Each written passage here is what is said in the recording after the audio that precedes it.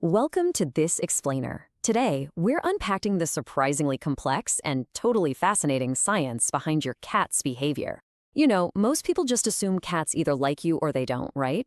But science actually shows that the way your cat feels about you is actively shaped every single day by tiny, subtle things most of us never even think about. So we're going to shift our perspective away from a human-centric view of love to a completely feline-centric one. Let's get right into it. Okay, let's dive right into this incredibly frustrating mystery that literally every cat owner faces. You buy this beautiful, expensive toy, you bring it home all excited, and yep, your cat completely ignores it and goes straight for a crumpled up store receipt. So, why does this happen? Well, it turns out that some of the habits we think are completely harmless or, even helpful might actually be the exact reasons your cat is keeping their distance.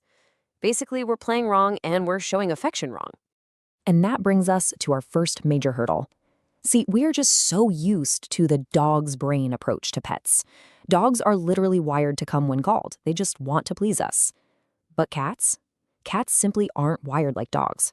The cat's brain places the absolute highest value on independence, on having total control of their environment and making their own decisions. Applying dog logic to a cat is almost always going to end in rejection because they don't come to you just because you asked. They come to you because they decided to. Section 1. Stop trying so hard and the power of ignoring your cat. So here is the crucial point. If you're always the one reaching for them, picking them up, or constantly calling them over, you are actually pushing them further away. Think about that person in your own life who tries way too hard to get your attention.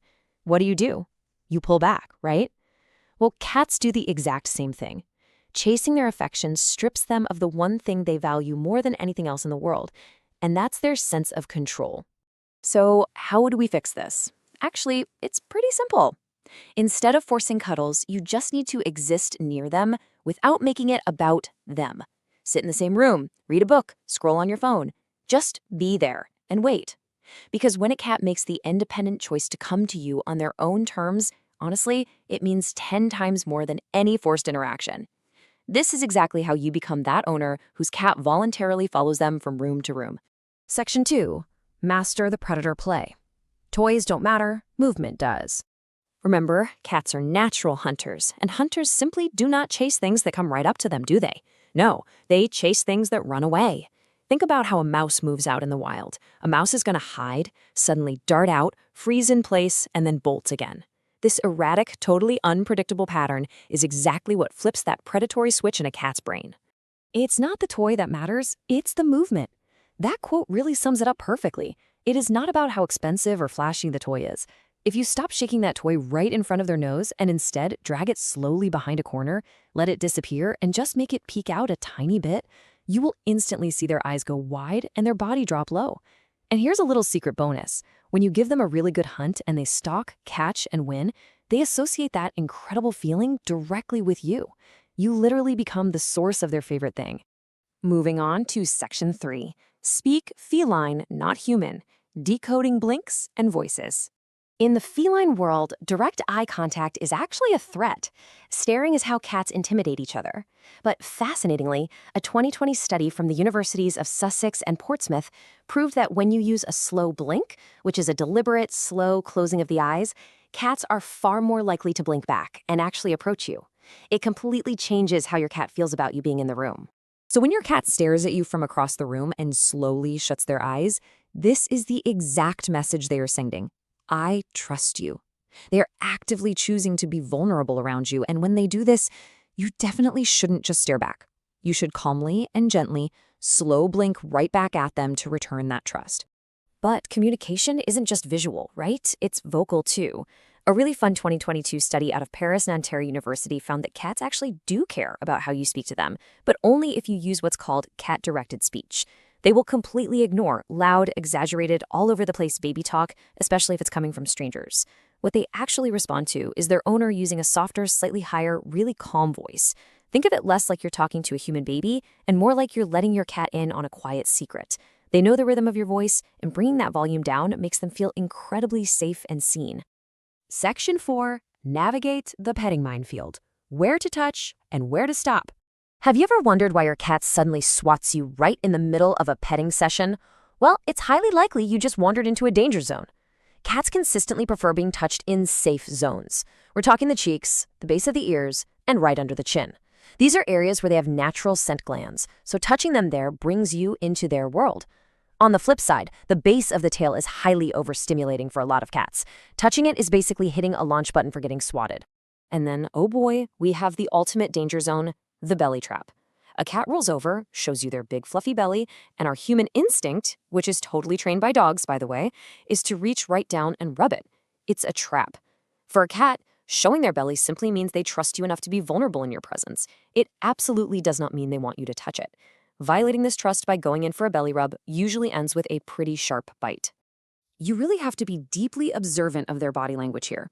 Always keep an eye out for these urgent warning signs. If their ears start flattening or their tail starts flicking aggressively back and forth, you have gone too far and you need to pull back immediately. But, when you get it right and you calmly respect those boundaries while hitting those sweet spots under the chin, I promise you, the purring won't stop. Which brings us to our final section. Section 5, Become Their Safe Home, the invisible world of scent. So we experience a room through our eyes, right? We see the light, the colors, the furniture. A cat walks into that exact same room and experiences it entirely through scent. Their nose is their reality. It dictates who was there, what changed, and most importantly, whether something feels safe. When your cat bumps their little head on your leg or rubs their face on your hand, they aren't just saying hello. They're actually depositing scent from their cheek glands to claim you. They are literally saying, this one is mine and this one is safe. If you want to deepen that bond, you need to stop washing away the evidence of their love. If they have a favorite blanket, don't throw it in the laundry every other day. Let their scent live on your clothes and in your space. Now, if you really want to try something exciting and super actionable, try the soft sock trick. Just take a soft sock, gently rub it on your cat's cheeks where the scent glands are, and then leave that sock right near where you normally sit. You're actively mingling your scents in their environment. And here is where we tie it all together into the absolute ultimate formula for feline affection.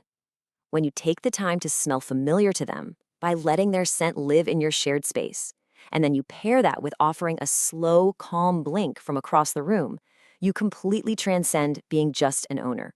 You become their home. It really requires checking our ego at the door, stepping back, and giving them the control they crave. So, armed with this science, try testing out these methods today. Try the predator play, wait for them to actually come to you, and practice that slow blink. Watch just how quickly your cat's perceived aloofness turns into genuine, unshakable affection. The real question is, are you ready to stop loving them the right amount, but in the wrong way, and finally start loving them exactly how they need to be loved? Thanks so much for joining me on this explainer. See you next time.